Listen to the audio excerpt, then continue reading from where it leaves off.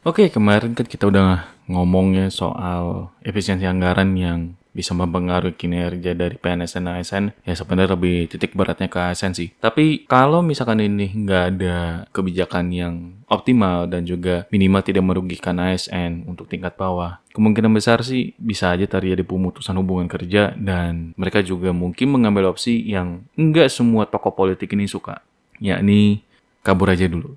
Di sejumlah platform media sosial seperti X, ramai dengan tagar kabur aja dulu. Ada bahasan tentang fenomena brain drain yang ditandai dengan banyaknya orang Indonesia berpendidikan tinggi atau berkeahlian khusus yang pindah ke warganegaraan. Ada segelintir orang di Indonesia yang mengajak orang-orang yang lainnya untuk kabur aja dari Indonesia, untuk keluar aja dari Indonesia, untuk mencari pendidikan, untuk mencari penghidupan, untuk mencari keamanan dan sebagainya. Keluar aja dulu. Apa sih yang aku pertahankan di Indonesia?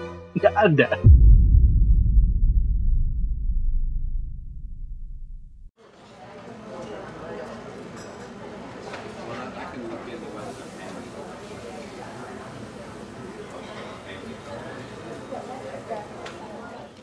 Sebelum kita ngomong ya soal sebenarnya kenapa sih harus kabur aja dulu, kita harus cari tahu dulu makna dari kabur aja dulu ini apa. Jadi sebenarnya untuk hashtag atau tagar kabur aja dulu ini sekarang tuh udah menggembang banget dari Januari 2025. Mungkin semenjak adanya announcement ya. Jadi announcement di akhir 2024 yang lagi banyak banget ya berita-berita yang nggak bagus-bagus banget gitu ya. Jadi ya itu yang membuat sepertinya kondisi di Indonesia tuh semakin kurang begitu bagus, apalagi kalau kita tahu ya beberapa dari unicorn di Indonesia, gua nggak usah sebut namanya, itu mengalami kasus yang menurut gue sangat serius karena dia udah satu, ngebohongin investor, kedua juga menjadi buronan. Jadi menurut gue sangat wajar kalau para pekerja kita yang ada di Indonesia tuh udah mulai jenuh gitu ya dengan situasi kerja saat ini. Apalagi kalau lu tahu yang sarjana atau S1 aja itu juga kasusnya lagi banyak yang kena PHK. Dan makanya sampai terjadi namanya ya pengangguran terselubung atau silent need. Menurut gue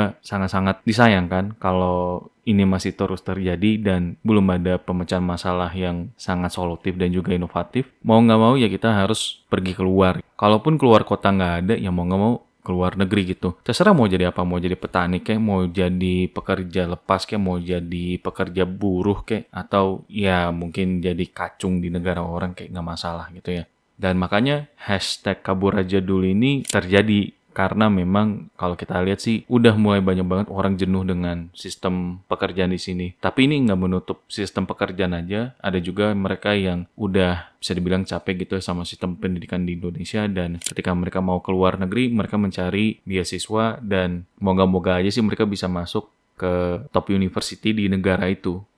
Dan benar, mereka mencoba dengan berbagai cara beasiswa, bahkan kalau bisa sih jangan LPDP. Karena meskipun LPDP juga lagi longgar banget gitu ya untuk kebijakan dan juga prosedurnya, tetap mereka tidak melihat LPDP itu sebagai bagian yang mendukung gitu.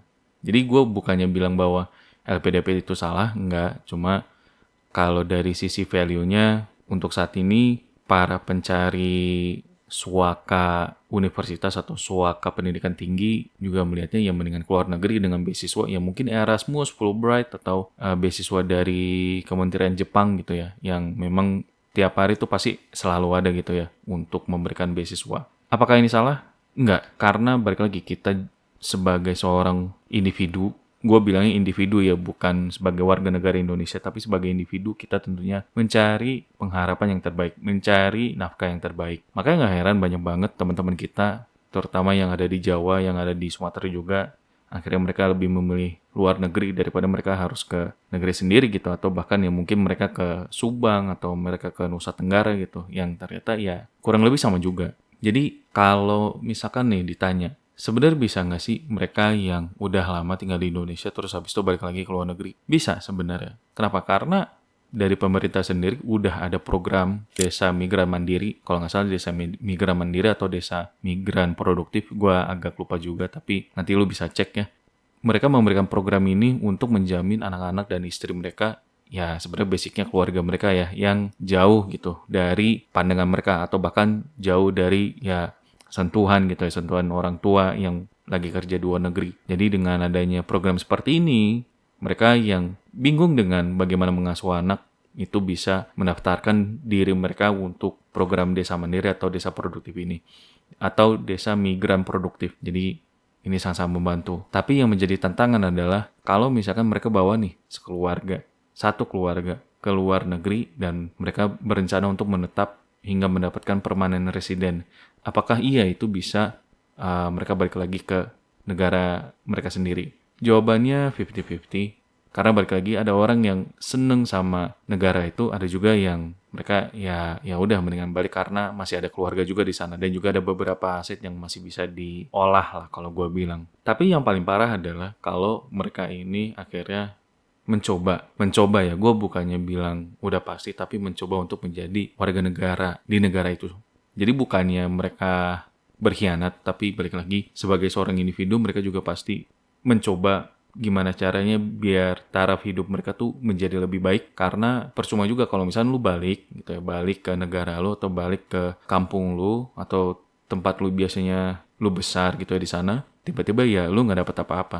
Percuma juga kan. Jadi menurut gue sangat-sangat penting dari sisi seperti ini harusnya dilihat gitu ya, baik dari Kementerian Tenaga Kerja, baik juga dari Kementerian Luar Negeri. Karena menurut gue tidak semua orang di Indonesia itu berkhianat kalau mereka kerja di luar negeri. Mereka juga ngasih loh devisa negara, mereka juga dicap sebagai ekspatriat untuk sebagian profesi mereka. Jadi bukan dibilang bahwa kita itu TKI yang sering selalu ekspor budak gitu, enggak. Memang sebagian besar untuk saat ini ya para pekerja migran kita itu kebanyakan ya untuk buruh, untuk pertanian, dan juga untuk low skill. Jadi untuk bisa dibilang sektor-sektor yang sebenarnya tidak membutuhkan banyak skill gitu ya. Karena di negara maju sendiri mereka udah ada programnya gimana orang-orang mereka itu bisa menjadi high skill banget gitu ya. Tapi ya balik lagi sih, gue nggak bisa ngomong kalau pemerintah kita juga masih masih memikirkan gimana caranya ya untuk membangun individu yang bagus. Program makan gratis itu memang membantu individu juga untuk mereka selain mendapatkan gizi, mereka juga ya menjadi lebih semangat untuk bersekolah dan juga untuk mendapatkan ilmu baru. Tapi untuk kita yang generasi milenial dan generasi Z yang selalu di sandwich, dalam artian kita itu didempetin sama atas dan bawah. Yang lu tahu sendiri, di atas itu kita ada orang tua, ada buyut, ya kan, ada nenek juga gitu. Di bawah kita itu ada anak kita, atau bahkan ya mungkin kalau yang udah punya duluan ya, gue nggak tahu sih, tapi kalau yang udah punya duluan cucu. Jadi hal ini sangat-sangat tidak mendukung, karena gue sendiri pun kalau diminta untuk cari kerja ya gue mendingan keluar negeri sih, karena di sana lebih banyak, mereka juga masih butuh orang, bukan robot. Dan yang sangat-sangat gue dambakan adalah gue bisa membantu keluarga gue sendiri, atau bahkan ya kalau ada kesempatan gue bikin keluarga gue sendiri. Tapi ya balik lagi sih, gue nggak bisa menjudge siapa yang melakukan atau yang menginisiasi kabur aja dulu. Dan menurut gue ini bukan hal yang harus dipandang negatif, karena balik lagi ini udah masif, bahkan ada yang dijadikan sebagai tagline untuk komersial mereka. Kalau dibilang salah nggak juga, karena balik lagi itu strategi. Nah yang harus dihadapin adalah bagaimana diri kita itu atau bagaimana pemerintah itu siap untuk hal-hal seperti ini. Kalaupun misalkan ada warga negara kita yang akhirnya pindah warga negara, apa yang menjamin kalau ketika kita berada di sini hidup kita menjadi lebih layak dibandingkan kita berada di luar? Itu aja dari gue. Thank you. Nah, kalau teman-teman berpikir untuk pindah ke luar negeri, saya malah meragukan nasionalisme kalian.